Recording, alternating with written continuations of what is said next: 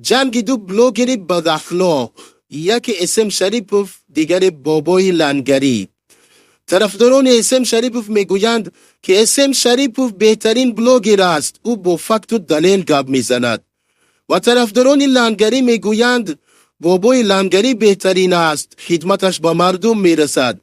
اما برای شریر و بدکار و بداخلاق بودن این دو بلوگر همین قدر کافی است که همدیگر را تحقیر و توهین و حتی دشنامه‌های فحش میکنند. از همه بدترش آن که همه این تحقیرها و اهانتها و دشنامه‌های فحش اینها در پوبلیک انجام میشوند، در جایی که زنها و نابالغان آنها را میبینند.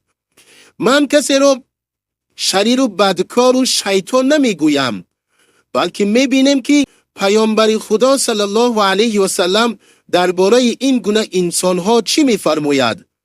در روایت مسلم آمده است که پیامبر خدا صلی الله علیه و سلم میفرماید برای شریر و بدکار بودن یک انسان همین قدر کافی است که برادر مسلمانش را تحقیر و توهین کند.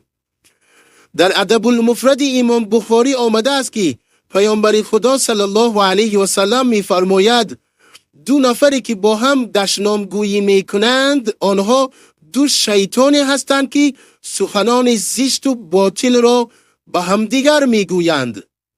علاوه بر این در روایت بخاری و مسلم آمده است که پیامبر خدا صلی الله علیه و سلم میفرمایند سباب المسلم فسوق، یعنی دشنام دادن مسلمان فسق است، انسان فاسد می شود.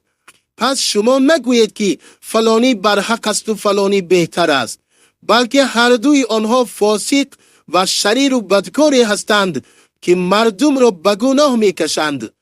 ببینید تحت نوارهای اینها همه دشنام و حقارت است. یعنی این دو بلوگر سبب می شوند که مردم در غیبت و دشنام و تحقیر همدیگر معتبر شوند.